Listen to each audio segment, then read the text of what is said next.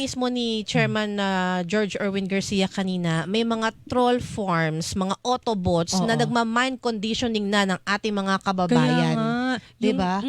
kasi ano yung mga mind conditioning, yung isa is gustong siraan ang COMELEC para Mm. i-undermine ko ano man yung resulta ng election, para Mm. isipin, nagkakadayaan na, ngayon pa lang nagkakadayaan na. Mm. Wag gano'n. Huwag gano'n. Wag kayong maniwalang gano'n, at wag din kayong basta share ng share. Oo. 'Di ba? Kasi mas tumutulong kayo sa pagpapakalat ng maling impormasyon. Tapos Mm. meron ding sinasabi na kagaya ng ilang post na halimbawa kay President Marcos na kagaya daw ng tatay, Oo. like father like son, magiging diktador. So share na Lalawak lalo ang mga lalawak fake news. na anong basihan ninyo. Siguro kanya-kanya tayong analysis, kanya-kanya tayo ng pananaw, pero wag dun sa influence na mali na ang ipinapaunawa at pinapa-absorb sa atin. Ayan. At ito, makakausap na po natin ang isa sa mga galit sa fake news. Oo, at ano din daw, nabanggit na isa din daw sa mga pinupunterya Oo, ng mga tinarget din to ng kasi fake daw news. anti-China daw.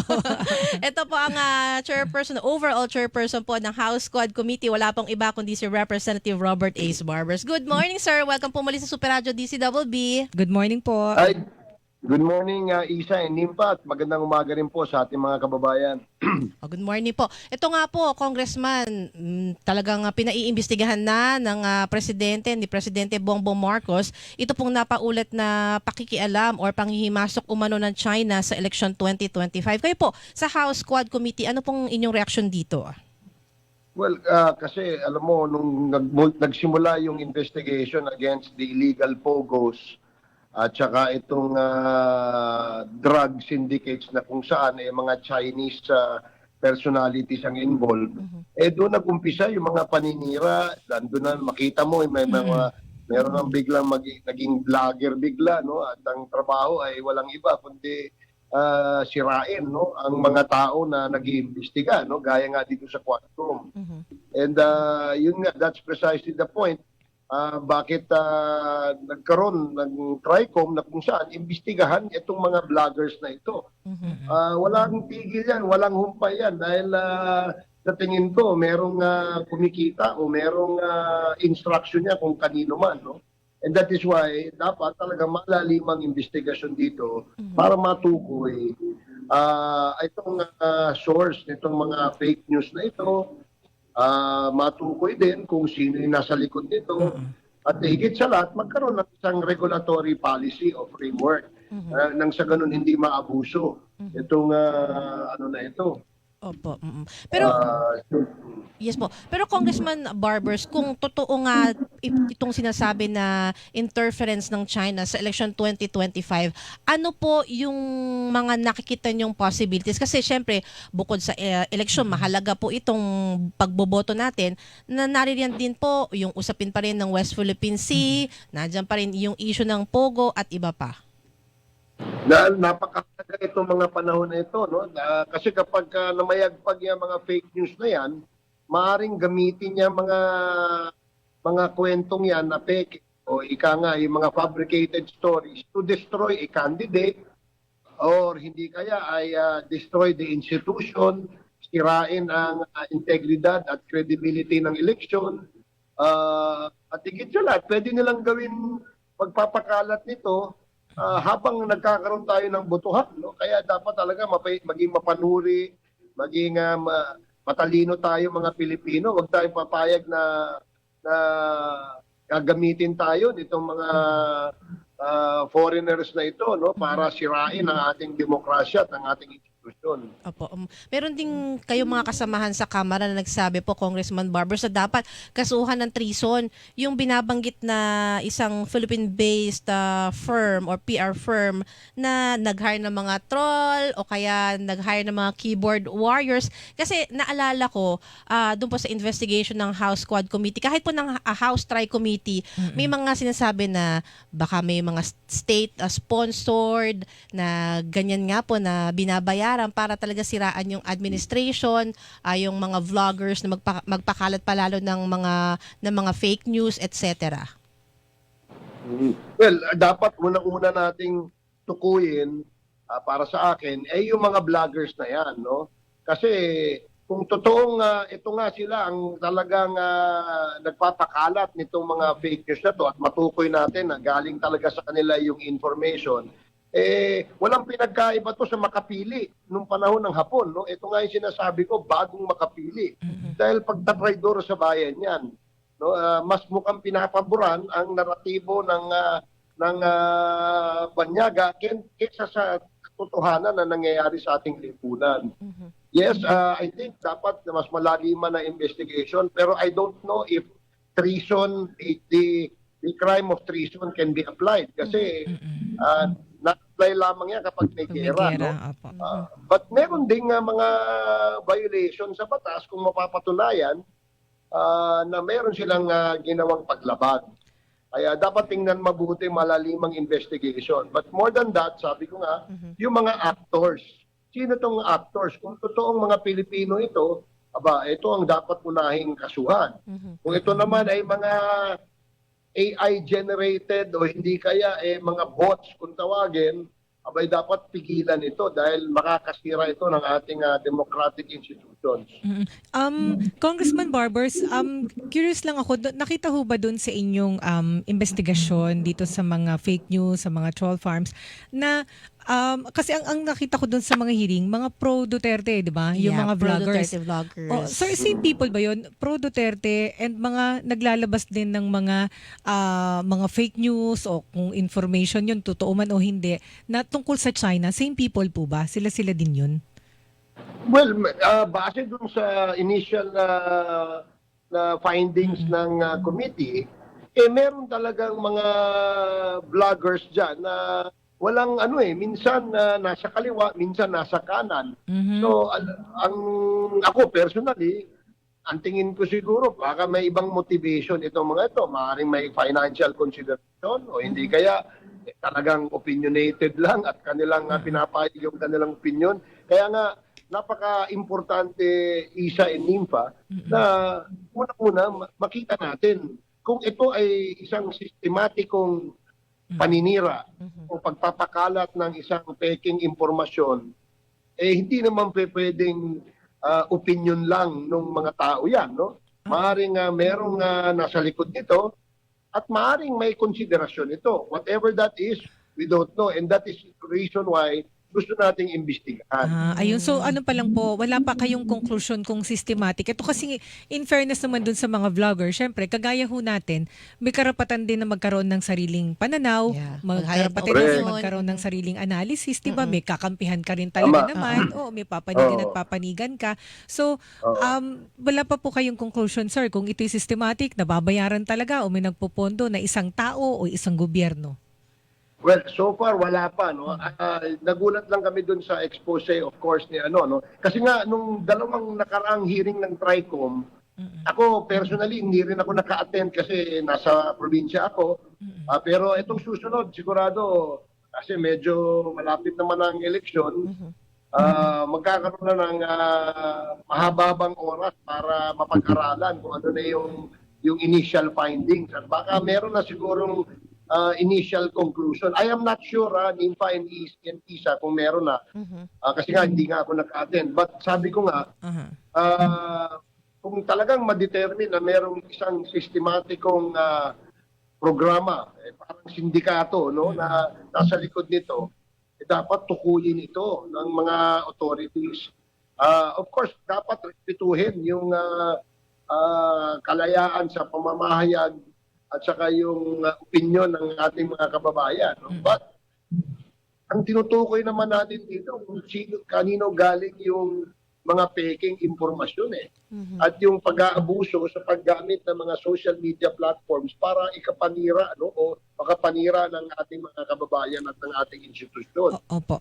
Yun ang dapat nila mabuti. Congressman, how are you taking the information po na ang Chinese Embassy may binayaran daw na kumpanya, Infinite Filipino Troll Farms. Oo, para nag-organize ng troll farm at yun yung talagang bumabanat. Magpakalat ng smear versus the administration. Yes. Alam mo, hindi malayo yan. Posible yan. Posibleng mangyari yan talaga. Kasi ito nga, may ebidensya na nga pinapakita daw si Senator Tol, no? Ito ay hindi naman to gawa-gawa lamang. So, dapat talaga yung mga ahensyang nasa likod niyan, talagang tingnan mabuti yung i-validate talaga lahat yung information na yan. At saka ang sabi ho, kayo daw ay isa sa mga personalities na ina-attack bilang outspoken kayo laban doon sa Chinese incursion sa West Philippine Sea. Dapat naman talaga mabuhay ang damdamin natin na ang ating mga kapwa Pilipino, hindi tayo dapat pumayag na tayo binubuli, tayo ay inaapi dyan sa West Philippine Sea na yan. Alam po natin na tayo po ang nagmamay-ari nung mga kanilang teritoryong kanilang gustong kunin. So, hindi ba dapat tayo ay sumigaw, magalit, no, sa mga pang-aabuso, sa mga aggression na ginagawang yan? Opo. So, Ako nagpayag ng aking damdamin tungkol dyan. So saan yung tingin nyo na dapat gawin pa further ng National Security Council with this information? Well, there are processes Opo. that can be done, no, and this is I believe these are confidential processes that the National Security Council will do, no, and can or must do. Opo. So kung ano man yan, tayo naman ay ang ating gobyerno naman ay dapat iparating sa ating mga kababayan. Kung ano ba itong mga impormasyon na pwedeng malaman at dapat malaman ng bawat Pilipino. Opo. So nasa kamay po nila ngayon yan. Yeah. At tayo po ay naghihintay ng impormasyon. Opo, pero pagdating po sa legislation, Congressman Barbers, ano yung magagawa ng mga mambabatas natin o yung mga susunod siguro na mahahalal, 'di ba? Kasi syempre importante po na nalalabanan din po natin yung mga ganitong uri po ng fake news, misinformation, disinformation. Kasi kung wala pong gagawin, magpapatuloy lang din po. Well, ako naniniwala naman ako bago matapos itong ating 19th Congress ay magkakaroon ng mga panukalang batas para number one, protektahan ang ating mga mamamayan sa mga pagkalat nitong mga disinformation, misinformation, malinformation, and misinformation. No? Dahil wala pong maitudulot na maganda ito. Number two, magkaroon ng regulatory policy ang ating mga social media platforms nang sa ganon, hindi ito magamit sa pag-aabuso ng kahit sino man. No?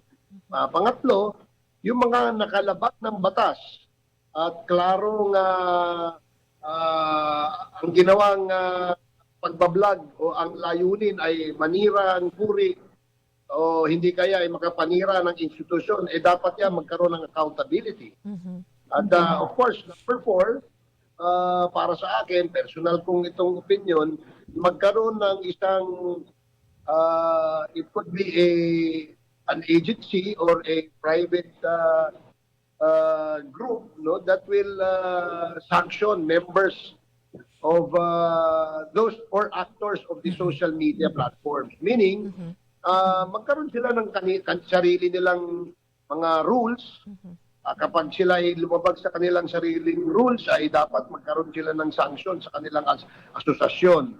So, much better siguro na hindi government, isang private na association. Ayun, opo. Ay, by the way po, Alam mo, yung isang Go ahead. napaka-importanting natatandaan ko, Isa Inimpa, na lumabas sa isang hearing na dapat i-define daw ang fake news, no? Sabi ng isang vlogger.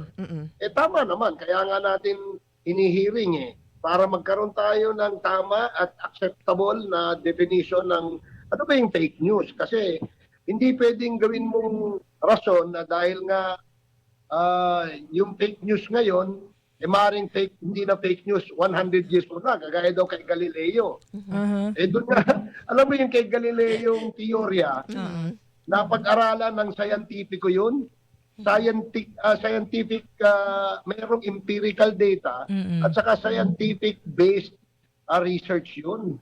Hindi kagaya ng fake news. Kailangan mo bang scientific based research? Kung paninirang puri, kailangan ba after 100 years mag-iba ang definition ng fake news? So para sa akin, siguro tingnan mabuti yan at hindi dapat entertainin yung mga ganong klaseng mga pag-iisip.